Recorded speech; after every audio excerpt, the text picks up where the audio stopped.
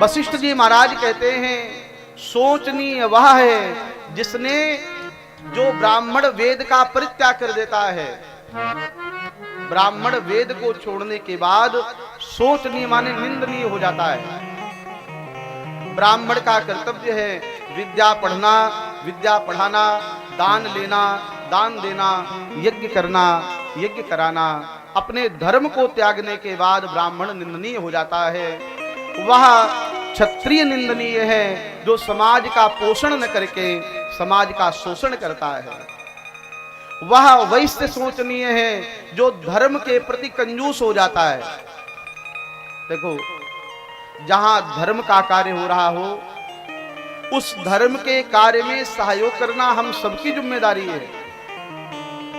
महात्मा यज्ञ कराते हैं, क्यों करा रहे हैं? ताकि समाज का उत्थान हो।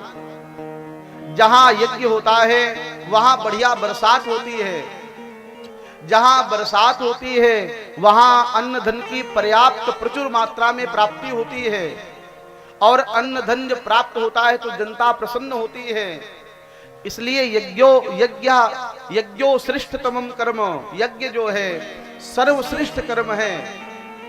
यज्ञ सिर्फ भीड़ इकट्ठा करने का साधन नहीं है, यज्ञ समाज कल्याण का सर्वश्रेष्ठ साधन है। और एक यज्ञ से न जाने कितने लोगों का कल्याण होता है। आप देखिए यहाँ यज्ञ हो रहा है, कितने दुकानदार लोगों का कल्याण हो रहा है ना? यज्ञ में आहुतियां तो पड़ ही रही हैं, साथ में बहुत से दुकानदारों के जीवन में धन की प्राप्ति हो रही है। बहुत से लोग कथा सुन रहे हैं तो उनको कथा से लाभ मिल रहा है। कितने संत महात्मा आते हैं, सबका कल्याण यज्ञ से होता है। यज्ञ सबसे श्रेष्ठ कार्य है। इसलिए यज्ञ में अपनी यथा सामर्थ्य, जिसके पास जैसी सामर्थ्य हो, तन मन धन तीनों अर्पण करने चाहिए। और कुछ नहीं पास में हो तो यज्ञ में जाके परिश्रम करना चाहिए। सबसे बड़ा दान श्रमदान माना जाता है। अगर पैसा नहीं खर्च कर सकते हैं तो ऐसे आयोजनों में अपने शरीर से सेवा करनी चाहिए। देखो कितना बढ़िया भंडारा चल रहा है। आप सभी लोग भंडारा प्रसाद पाते हैं कि नहीं पाते हैं? पा करके जाना चाहिए।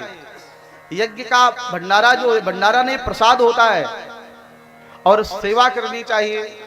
जिसकी जैसी सामर्थ्य हो उसको उस हिसाब से महाराज जी के पास में जाकर के, समिति के पास जाकर के अपनी सेवा लिखवानी चाहिए। क्योंकि ऐसे अवसर बार बार नहीं आएंगे, और मात्र एक दिन शेष रह गया है, कल बीच में है। इसलिए आप सब वैसे तो सहयोग किए ही होंगे, सभी लोग जो नहीं किए हों वह सब ऐसे आयोजनों के लिए अपनी यथा सामर्थ्य भगवान के चरणों में, संत भगवान के चरणों में अर्पित करना चाहिए, ताकि आपका परिवार सुखी रहे, आपके पुण्य बढ़े और आपका पुण्य समाज में उत्थान का कार्य करेगा। सब्सक्राइब करें हमारे YouTube चैनल साधना गोल्ड को और पाएं वीडियो सबसे पहले। और हाँ, बेल आइकन दबाना ना भूलें।